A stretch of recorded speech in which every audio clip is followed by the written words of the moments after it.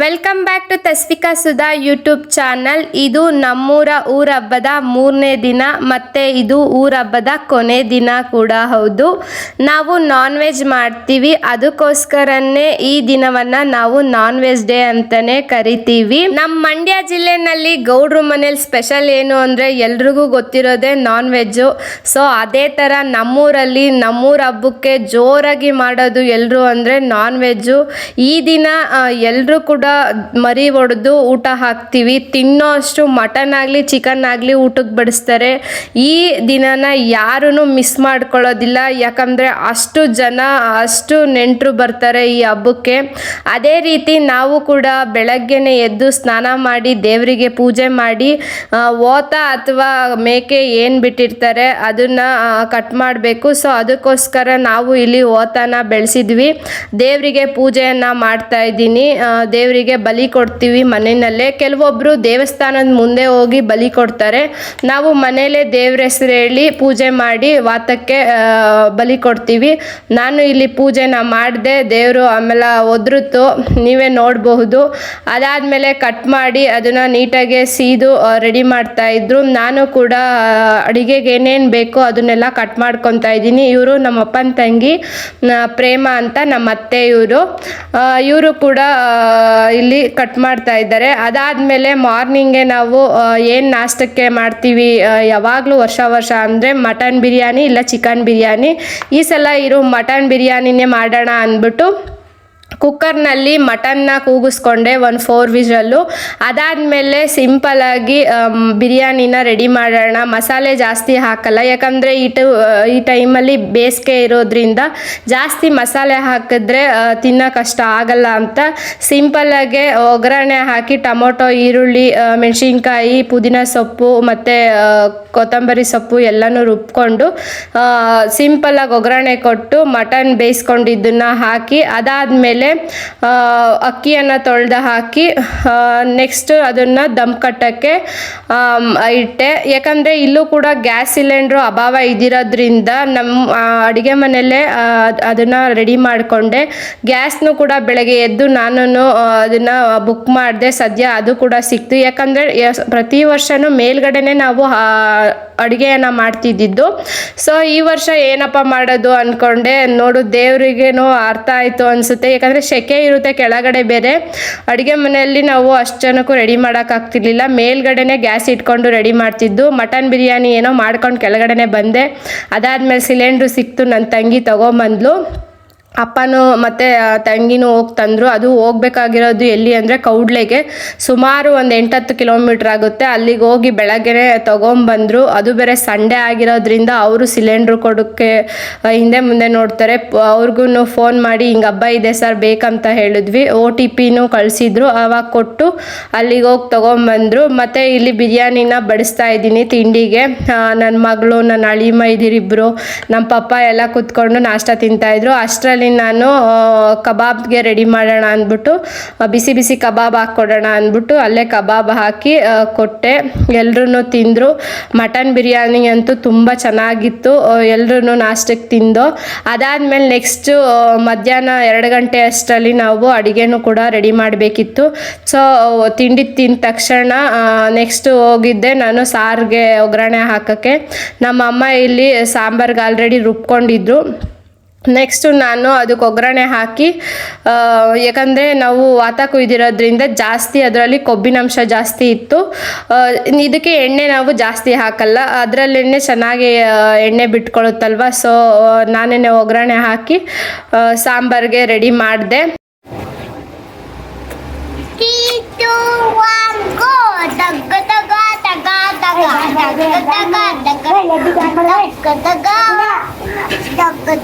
ನಮ್ಮೂರಿನಲ್ಲಿ ಮಧ್ಯರಾತ್ರಿ 1 ಗಂಟೆಗೂ ಮರಿ ಹೊಡೆಯೋರು ಇರ್ತಾರೆ. ನಿಮಗೆ ಗೊತ್ತಿರಬೇಕು, 2-3 ಮರಿ ಕಡಿತಾರೆ ಒಂದೊಂದು ಮನೆಯಲ್ಲಿ. ಈ ಹಬ್ಬದಲ್ಲಿ ಅಷ್ಟು ಜೋರಾಗಿ ನಾನ್ ವೆಜ್ ಮಾಡೋದು.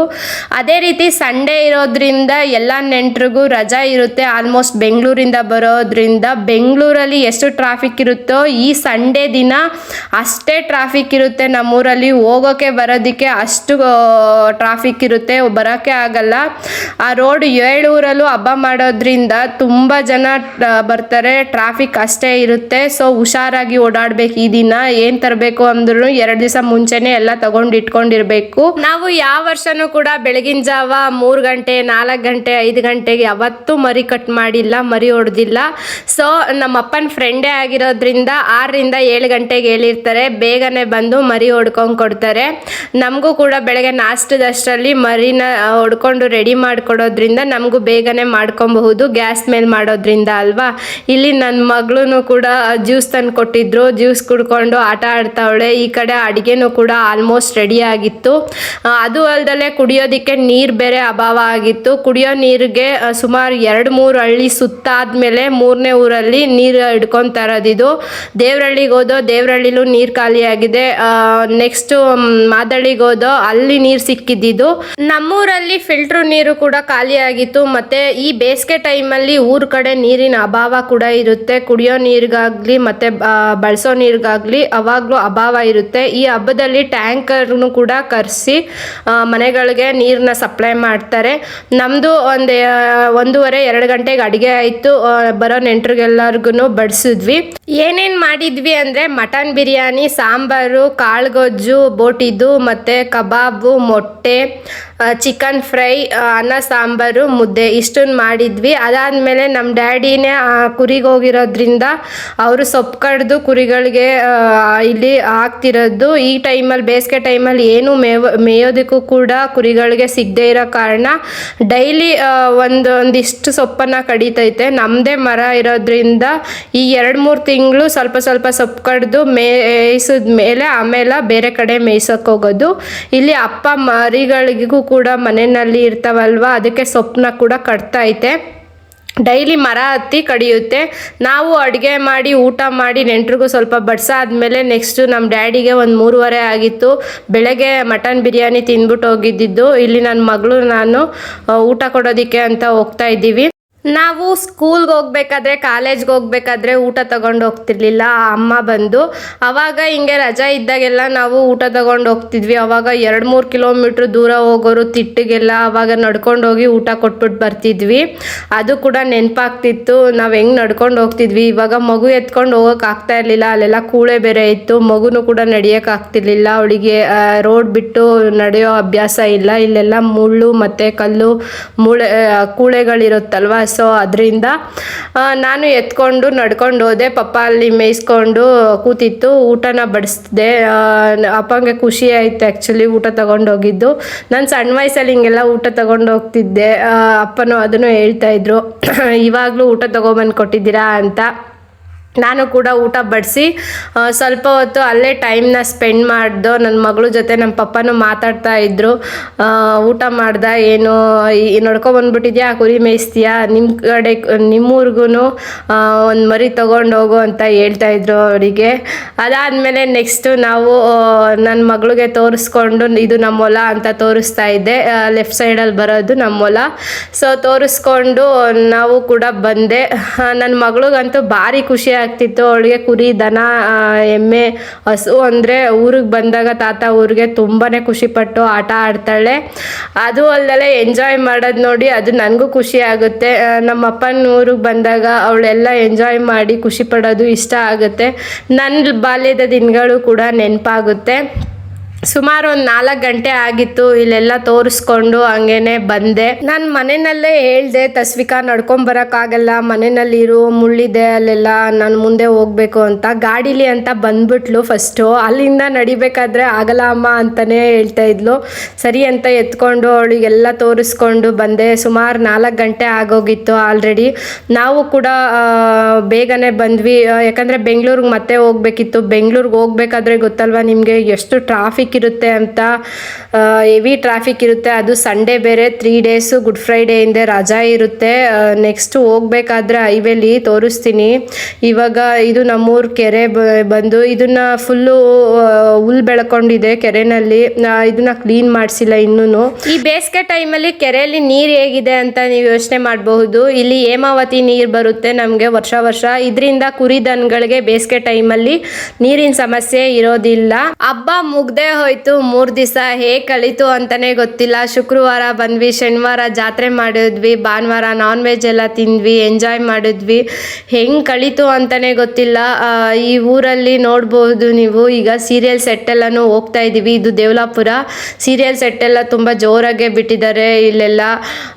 ಏಳೂರು ಕಡೆನೂ ಜೋರಾಗಿ ಹಬ್ಬ ಮಾಡ್ತಾರೆ ಇಲ್ಲಿ. ನಾವು ಟ್ರಾಫಿಕ್ ಆಗುತ್ತೆ ಅಂತಲೇ ಸಂಜೆ ಒಂದು 6 ಗಂಟೆಗೆ ಮನೆ ಬಿಟ್ವಿ. ಹಬ್ಬ ಹೇಗೆ ಕಳೀತು, ಎಂಜಾಯ್ ಮಾಡಿದ್ವಿ, ಎಲ್ಲ ಮುಗಿಸ್ಕೊಂಡ್ವಿ, ಖುಷಿ ಆಯಿತು. ಹಬ್ಬಕ್ಕೆ ಬರಬೇಕಾದ್ರೆ ಬೆಂಗಳೂರಿಂದ ತುಂಬಾ ಖುಷಿಯಾಗಿತ್ತು 3 ದಿನ ಹಿಂದೆ. ಇವಾಗ ಆಲ್ರೆಡಿ ಹಬ್ಬ ಮುಗ್ದೋಗಿ ತಿರ್ಗಾ ತವ್ರ ಮನೆನ ಬಿಟ್ಟು ಹೋಗ್ತಿದ್ದೀವಿ ಅಂದಾಗ ತುಂಬಾ ಬೇಜಾರಾಗ್ತಿತ್ತು. ಯಾರಿಗೆ ಆದರೂ ಹೆಣ್ಮಕ್ಳಿಗೆ ತವ್ರ ಮನೆಯಿಂದ ತಿರ್ಗಾ ಹೊರಡಬೇಕಾದ್ರೆ ಬೇಜಾರಾಗ್ತಿರುತ್ತೆ ಅಲ್ವಾ, ಅದೇ ರೀತಿ ನನಗೂ ಕೂಡ ಬೇಜಾರಾಗ್ತಿತ್ತು. ಏನೂ ಮಾಡೋಕ್ಕಾಗಲ್ಲ, ಅಲ್ಲೇ ಇರೋಕ್ಕಾಗಲ್ಲ ಅಲ್ವಾ. ಸೊ ಬಿಟ್ಟು ಬರಲೇಬೇಕು, ಹೋಗ್ಬೇಕು. ಹಿಂಗೆ 2 ಡೇಸ್ 3 ಡೇಸ್ ಇರಬೇಕು, ಮತ್ತೆ ಬರಲೇಬೇಕು. ನಾವು ಹೋಗ್ತಿರೋ ರೋಡ್ ಬಂದು ಅಮೃತೂರ್ ಮತ್ತೆ ಕುಣಿಗಲ್ ರೋಡು. ಇಲ್ಲೂ ಕೂಡ ಹಬ್ಬ ಜೋರಾಗೆ ನಡೀತಿದ್ದೆ. ಯಾವ ಹಬ್ಬ ಅಂತ ಗೊತ್ತಿಲ್ಲ, ಫುಲ್ಲು ಗ್ರ್ಯಾಂಡ್ ಆಗಿ ಸೀರಿಯಲ್ ಸೆಟ್ ಎಲ್ಲ ಬಿಟ್ಟಿದ್ರು. ಟ್ರಾಫಿಕ್ ಹೆವಿ ಇದ್ದಿದ್ದ ಕಾರಣ ನಾವು ಬೆಂಗಳೂರು ತಲುಪೋದಿಕ್ಕೆ 10 o'clock ಆಯ್ತು. ಇನ್ ನೆಕ್ಸ್ಟ್ ವಿಡಿಯೋದಲ್ಲಿ ಸಿಗೋಣ.